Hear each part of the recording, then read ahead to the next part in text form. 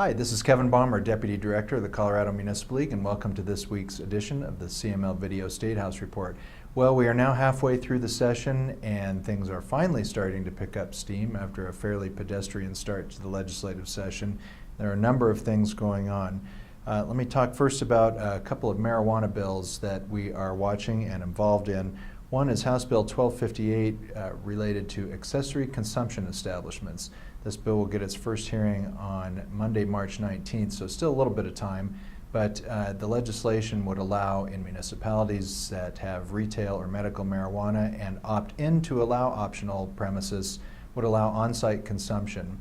The bill limits the on-site consumption establishments to one per existing licensee, but the bill is 100% total opt-in, local opt-in, and has the ability for municipalities to be more stringent. Because of all that local control, at this point we're neutral on the bill and expect to stay that way throughout. A newer bill coming in, House Bill 1259, has given us some pause for concern at first. This is a bill that would allow sampling of marijuana within individual cultivation establishments by managers on premises for quality control purposes and for product comparison. This is attempting to deal with the situation where manufacturers actually have to sell their product to a dispensary and buy it back in order to do product testing. There is still some discussion going on this bill. It is scheduled to be heard on Monday in committee, and at this point we've asked for the ability to have a local opt-out on allowing that, and that discussion will continue. So stay tuned on 1259. Again, on marijuana, Senate Bill 186, well, this one is a little bit more concerning. There's an existing prohibition for retail marijuana stores to have anything for sale that does not have marijuana concentrate, marijuana products, or is not marijuana related. Senate Bill 186 would lift that prohibition so that anything could be sold in retail marijuana stores, including cigarettes, alcohol, potentially snacks, etc. And that is very concerning. We know that the convenience stores, grocery stores, I believe liquor stores are already starting to, through their various associations, express some exception and objection to that. And CML currently has that listed as an opposed bill. That's scheduled for action next week, and we'll see if that makes it very far. Switching over to beer and liquor world real quick, still waiting to see if there will be a fermented malt beverage bill sponsored by Senators Holbert and Guzman, the majority leader and minority leader in the Senate, dealing with the changeover from fermented malt beverage to malt liquor on 1/1/19.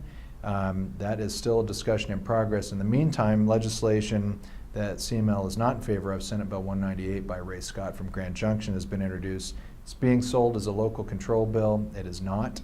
It actually has some mandates on local government, and it is not preferred options. CML is opposed to that bill. Last but not least, and this is probably the bigger statewide issue and also affects 27 municipalities that are CML members, and that is PERA reform legislation. Talked about quite a bit, now introduced. That's Senate Bill 200 by Senators Tate and Priola in the Senate, Majority Leader Casey Becker, and Representative Dan Pabon in the House. The bill is introduced. It's a starting point. I think everyone understands that. The local government division of PERA is in a much better funded position than the other divisions. We've described that Senate Bill 200 is putting a tourniquet on something that for the local government division only needs a few stitches. And the discussion will continue, and we'll be advocating for a little bit lighter touch in terms of employer and employee contributions in the local government division. Hi, this is Megan Dollar. This week I'm going to talk about limited gaming. As many of our members know, there is the Local Government Limited Gaming Impact Fund that's housed in DOLA that serves to give funding, grant funding out to surrounding municipalities of gaming towns for any kind of public safety impacts or other services.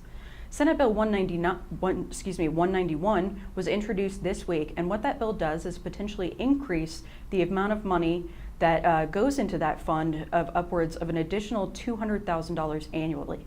CML is absolutely supportive of anything that would increase monies that go into the Local Government Limited Gaming Impact Fund, and so we will be testifying in support next week in Senate Finance.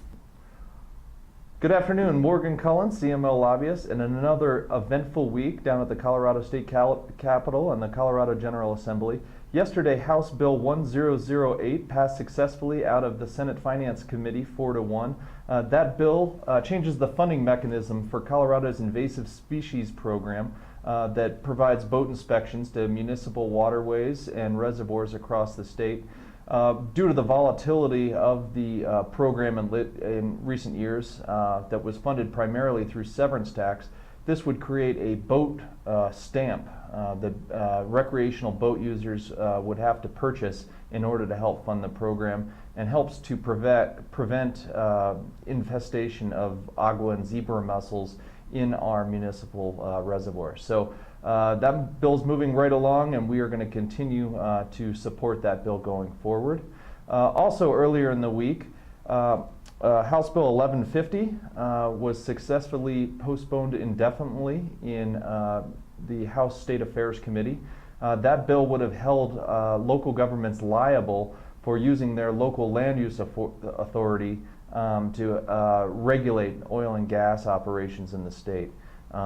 Specifically, it would hold local governments liable for things like a fracking ban, what they call a fracking ban, or a moratorium. But they use overly broad language in the bill that we believe, the way we read it, would hold them liable for really exercising any type of land use authority at all. We have consistently opposed this bill every year, and we have done so successfully again this year. That's it for this week. We encourage you to check out the links in the email, check out the positions on CML support and opposed bills, as well as all the House bills and Senate bills that we're following. Obviously, if you have any questions, you can email us or call us at any time, and that contact information is also on our legislative page. Thanks.